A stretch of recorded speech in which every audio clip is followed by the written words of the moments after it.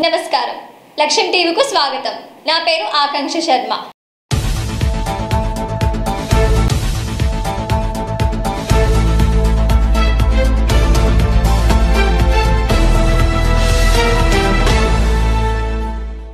వెంకటాయపాలెం శ్రీ వెంకటేశ్వర స్వామి ఆలయ రెండో ప్రాకారానికి ఈ రోజు సీఎం చంద్రబాబు శంకుస్థాపన చేశారు. కేంద్ర మంత్రి పెమ్మసాని చంద్రశేఖర్, పలువురు రాష్ట్ర మంత్రులు, ఆలయ ప్రముఖులతో కలిసి ఆలయ విస్తరణ పనులకు సీఎం శ్రీకారం చుట్టారు.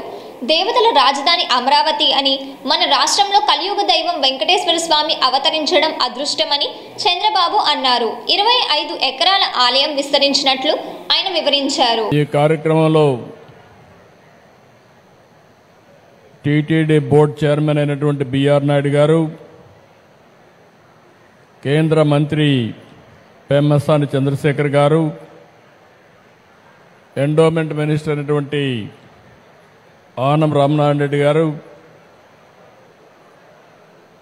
గౌరవనీయులు శాసనసభ్యులు శ్రవణ్ కుమార్ గారు, మున్సిపల్ అడ్మినిస్ట్రేషన్ మినిస్టర్ నుండి నారాయణ గారు, సహచర మంత్రివర్గ సభ్యులు, టీటీడీ పాలక మండలి సభ్యులు, అధికారులు, పండితులకు అందరికీ కూడా, పూజారులకు అందరికీ నా నమస్కారాలు. ఈరోజు మనందరం ఒకసారి ఆలోచిస్తే, ఒక పవిత్రమైన దేవాలయం వెంకటేశ్వర స్వామి దేవాలయాన్ని మనం ఇక్కడ నిర్మాణం చేసుకోవాలని ఒక సంకల్పాన్ని చేశాం. కలియుగ దైవం అమరావతి, దేవతల రాజధాని అమరావతి అయితే మన రాజధాని అమరావతి. అంటే ఈ రెండు కూడా ఏ విధంగా సింక్రనైజ్ అయ్యాయని ఆలోచిస్తే, ఇంకొక పక్కన మన రాష్ట్రంలో కలియుగ దేవుడు వెంకటేశ్వర స్వామి ఇక్కడ ఈ యుగంలో అవతరించారు. రాజధాని రైతుల దీర్ఘకాల సమస్యలను త్వరలోనే పరిష్కరిస్తాం అని కేంద్ర మంత్రి పెమ్మసాని చంద్రశేఖర్ ప్రకటించారు. గురువారం సిఆర్డీఏ కార్యాలయంలో మున్సిపల్ మంత్రి Narayana, commissioner Suresh Kumar, CRDA commissioner కన్నాబాబుతో సమావేశం అయ్యారు. దాదాపుగా 30,000 మంది రైతులు 34,900 ఎకరాలు భూములు ఇచ్చారు. అదేవిధంగా గత గవర్నమెంట్ చేంజ్ అయిన తర్వాత కొంతమంది భయపడి ఇళ్లల్లోకి రాలేకపోయినా కూడా రైతులందరూ రోడ్డు మీదకి వచ్చి మొదటి 2-3 సంవత్సరాలు వీరోచితమైనటువంటి పోరాటం చేశారు వాళ్ళందరూ. కాబట్టి వారు చేసిన త్యాగాలని, వారి పట్టుదలని, పోరాట పటిమని కూడా గౌరవ ముఖ్యమంత్రి గారు కానీ, ఇక్కడ ఉన్నటువంటి ప్రజాప్రతినిధులు కానీ, అదేవిధంగా నారాయణ గారు కానీ అందరూ గుర్తుపెట్టుకుంటారు. ఈ 33,000 మంది, 4,000 ఎకరాలు, 30,000 మంది రైతులు ఉన్నప్పుడు అనుకున్నంత అన్నీ ఒక్కసారిగా అన్నీ కూడా జరగవు. దీనికి తోడు మధ్యలో 5 సంవత్సరాలు గవర్నమెంట్ మారటం, వాళ్ళు కొత్త రకాల జీవోలు దీన్ని అడ్డుకోవడంలో తీసుకొచ్చినటువంటి కాంప్లికేషన్స్, వీటన్నిటి వల్ల కొన్ని ఇబ్బందులు జరిగినాయి. అయితే మీరు గుర్తుపెట్టుకోవాల్సింది, 34,900 ఎకరాలు ల్యాండ్ ఉంటే దాంట్లో 34,192 ఎకరాలకి ఆల్రెడీ మొత్తం ఇచ్చేసాం. ఓన్లీ పెండింగ్ ఉన్నది 700 ఎకరాలు. అంటే ఓన్లీ 700 ఎకరాలు అంటే చూడండి, 34,000లో ఎంత పర్సెంట్, మినిమల్ ఎక్స్టెంట్. ఇందులో 5-6 రకాల కారణాలు ఉన్నాయి ఎందుకు చేయలేకపోయాం అనేది.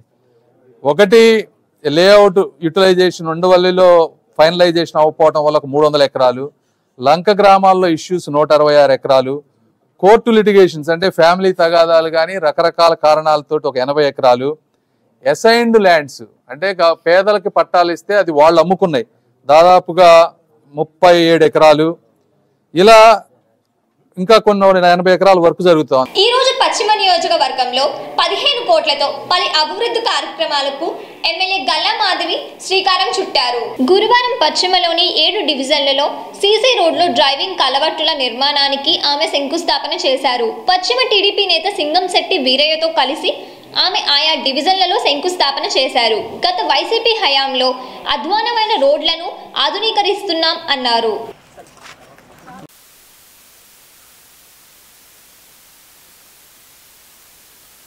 వర్గంలో పలు అభివృద్ధి కార్యక్రమాలకి శంకుస్థాపన చేసుకోవడం జరిగింది. దాదాపుగా ఇవాళ 7 డివిజన్స్లో ఈ CC drains, culverts, BT roads, pipe lines ఇలాగ అనేక కార్యక్రమాలకి శంకుస్థాపన చేసుకుంటున్నాము. 15 కోట్ల రూపాయల వర్క్స్కి శంకుస్థాపన చేసుకోవడం జరిగింది. అయితే గుంటూరు పశ్చిమ నియోజకవర్గంలో కూటమి ప్రభుత్వం ఏర్పడినప్పటి నుంచి కూడా అభివృద్ధి కార్యక్రమాలతో ముందుకు పరిగెడుతుందని చెప్పడంలో ఎలాంటి అనుమానం లేదు. ఎక్కడెక్కడ ఇంటీరియర్ రోడ్స్ అన్నీ కూడా మా దృష్టిలోకి వచ్చిన ప్రతి రోడ్డుకి ఎస్టిమేషన్స్ వేయించి ఈరోజు వర్క్ చేసి ప్రజలకు అందుబాటులోకి ఇన్ఫ్రాస్ట్రక్చర్ని తీసుకొచ్చే ప్రయత్నం చేస్తున్నాము. పశ్చిమలోని పార్కులకు మహర్దశ కల్పిస్తామని ఎమ్మెల్యే గల్లా మాధవి ప్రకటించారు. ఉద్యోగనగర్ పార్క్లో 50 లక్షల రూపాయల వ్యయంతో అభివృద్ధి పనులకు పార్క్ అభివృద్ధి కమిటీ అధ్యక్షురాలు సుధారాణితో కలిసి శంకుస్థాపన చేశారు. పశ్చిమలోని చుట్టుగుంట, కృష్ణనగర్, గుజన్గుండ్ల, అరండల్పేట, బ్రాడీపేట పార్కులను ఆహ్లాదకర కేంద్రాలుగా తీర్చిదిద్దుతాం అని ఎమ్మెల్యే గల్లా మాధవి అన్నారు. పార్కులు మనం తీసుకుంటే మేజర్గా కూటమి ప్రభుత్వం ఏర్పడిన తర్వాత మేజర్ రోడ్స్ మీద కాన్సన్ట్రేట్ చేయడానికి, ఎస్టిమేషన్స్ వేయించడానికే తలప్రాణం తోక్కొచ్చిందా అన్నంత పరిస్థితి కనపడింది. ఎందుకంటే గడిచిన 5 సంవత్సరాల్లో ఎక్కడ కూడా ఏ ఒక రోడ్డు వేసుకున్న పాపాన పోలేదు, లేదంటే డ్రైన్ వేసుకున్న పాపాన పోలేదు, సిల్టేషన్ తీసిన పాపాన పోలేదు. అలాంటిది ప్రభుత్వం ఏర్పడిన తర్వాత కాన్సన్ట్రేషన్ అంతా కూడా బేసిక్ వాటి మీద పెట్టడం జరిగింది. అయితే అందులో కూడా పార్క్ డెవలప్మెంట్ మీద కూడా ఒక ప్రత్యేకమైన రిప్రజెంటేషన్స్ మనకి పశ్చిమ నియోజకవర్గంలో ఉన్న పార్కులన్నీ కూడా ఇటు ఎంపీ ల్యాడ్స్లో కొన్ని పార్కుల్ని, అదేవిధంగా మనకి నేషనల్ 15th ఫైనాన్స్లో కొన్ని పార్కుల్ని, అండ్ మొన్న ఇప్పుడు ఈరోజు ఉద్యోగనగర్ పార్క్ కూడా మేము శంకుస్థాపన చేసుకోవడం జరిగింది. వాచ్మ్యాన్ రూము, టాయిలెట్స్ వీటి కోసం ట్రాక్ కూడా పెట్టడం జరిగింది. అది కూడా 50 lakhs ఎస్టిమేషన్ వేసి దానికి కూడా రానున్న రోజుల్లో ఒక 2-3 monthsలోనే ట్రాక్ పనులు కూడా పూర్తయిపోతాయి. పార్కుల మీద కూడా దృష్టి పెడుతూ ఉన్నాము. అదేవిధంగా చుట్టుగుంట పార్క్ కూడా మేము దృష్టి పెట్టి దానికి ట్రాక్ వేయించాలని ఎస్టిమేషన్ వేయించడం జరిగింది. సగం వర్క్ చేసి మళ్ళీ కాంట్రాక్టర్లు బిల్స్ రావట్లేదని చెప్పి ఆపిన పరిస్థితి మనకి చుట్టుగుంట పార్క్ వాకింగ్ ట్రాక్లో కనపడుతుంది. ఏదేమైనా గుంటూరు పశ్చిమ నియోజకవర్గంలో అన్ని రకాలైన అభివృద్ధికి మేము ముందుకు వెళ్తూ ఉంటాం. అయితే బేసిక్ కమ్యూనిటీస్ మీద కాన్సన్ట్రేట్ చేయడంతో ఈ 1.5 year కూడా వచ్చిన నిధులన్నీ కూడా వీటికి సమకూర్చడం సరిపోతుంది. నెక్స్ట్ ఫేజ్లో కంపల్సరీగా బ్యూటిఫికేషన్ మీద, పార్క్స్ మీద అండ్ ఇంకా ఇతరత్ర వాటర్ ట్యాంక్స్ మీద కూడా దృష్టి పెట్టి వాటిని కూడా క్లియర్ చేసే ప్రయత్నం చేస్తాం. వైస్ ప్రెసిడెంట్గా గల్లా మాధవ్ గారు ఎన్నుకోవడం జరిగింది. అందువల్ల నేను చాలా హ్యాపీగా ఫీల్ అవుతున్నాను. మా ఉద్యోగనగరే కాకుండా చుట్టుపక్కల అంతా చాలా డెవలప్ చేయాలని అనుకున్నాం.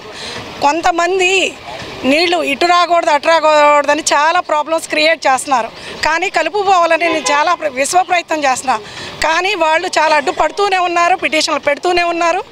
కానీ నేను చాలా ధైర్యంగా ముందుకెళ్ళి అన్ని పనులు దిగ్విజయంగా మాధవ్ గారి సహకారంతో ముందుకెళ్ళి చేస్తాను. ఉద్యోగనగర్ పార్క్ని బెస్ట్ పార్క్గా, గుంటూరులోనే బెస్ట్ పార్క్గా చేద్దామని నాకు ఆలోచన ఉంది.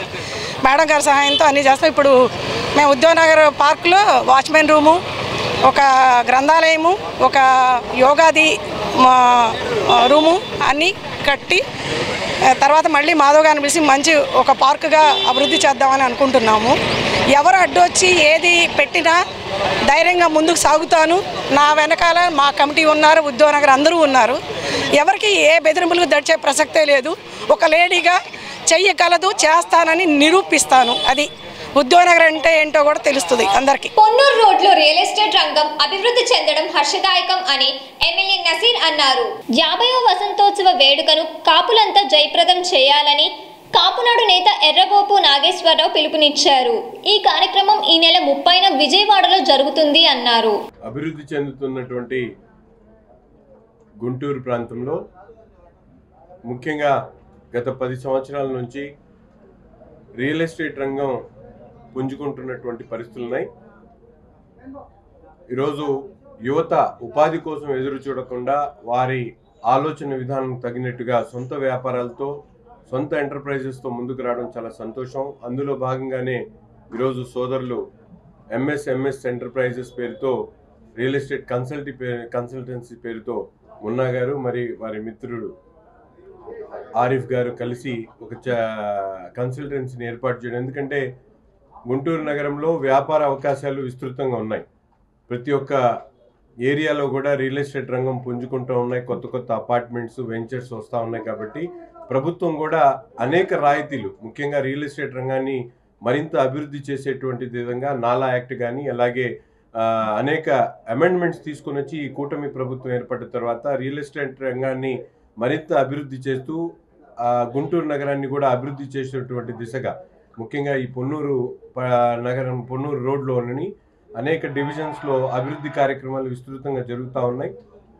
కేవలం రియల్ ఎస్టేట్ రంగం కాకుండా అపార్ట్మెంట్స్ కన్స్ట్రక్షన్ కానీ అలాగే గవర్నమెంట్ సంబంధించినటువంటి టెండర్స్ కానీ ఇవన్నిట్లో పార్టిసిపేట్ చేసి వీళ్ళందరూ కూడా యువతకు ఒక మార్గదర్శనం కావాలని ఈరోజు ఈ కార్యక్రమానికి ఓపెనింగ్ ఇచ్చేసినటువంటి పెద్దలు నంబూరు సుబాని గారికి, ఎక్స్ఎమ్మెల్యే గారికి, అలాగే మిత్రులందరికీ కూడా హృదయపూర్వకమైనటువంటి ధన్యవాదాలు.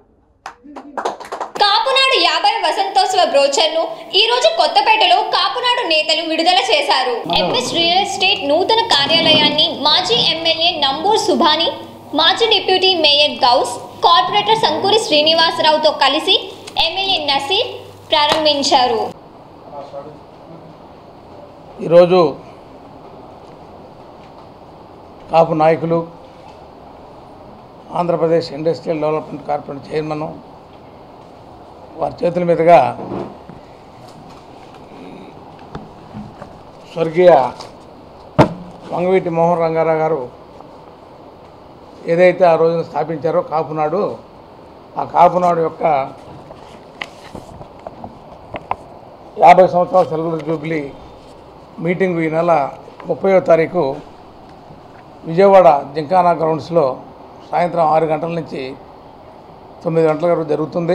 గారి వర్ధంతి 50 సంవత్సరాల సందర్భంగా పెద్ద ఎత్తున అన్ని వర్గాలని కలపాలని వీళ్ళు పెడుతున్నారు కాబట్టి నేను కాపు పెద్దగా దీన్ని హర్షిస్తున్నాను. దీనికి మన కాపు సోదరులు, కాపు సహోదరులు అందరూ వచ్చి చేయవలసిందిగా కోరుతున్నాను. ముఖ్యంగా ఈరోజు ప్రెస్ కాన్ఫరెన్స్ పెట్టుకోవడానికి కారణం, రేపు నవంబర్ 30వ తారీఖు సాయంత్రం 5 గంటలకు విజయవాడలో గొప్ప బహిరంగ సభ కాపునాడు పెట్టి 50 సంవత్సరాలు మిర్యాల వెంకట్రావు గారు ఆధ్వర్యంలో పెట్టి 50 సంవత్సరాలు అయింది. దానికి కాను ఇప్పుడు వహిస్తున్న గాఢ సుబ్రహ్మణ్యం గారి సారథ్యంలో గొప్ప బహిరంగ సభ ఆంధ్ర రాష్ట్రం నుంచి అనేక మూలల నుంచి ప్రజలు విస్తారంగా వస్తున్నారు. బస్సులు, లారీలు, రైళ్లలో, కార్లు అనేక రకాలుగా వాళ్ళు వస్తూ ఉన్నారు. నా పేరు Chandamsetti Chakrapani, retired superintendent police, ఎస్పీగా రిటైర్ అయిన పోలీస్ డిపార్ట్మెంట్లో. నేను 70లో సబ్ ఇన్స్పెక్టర్గా జాయిన్ అయ్యాను.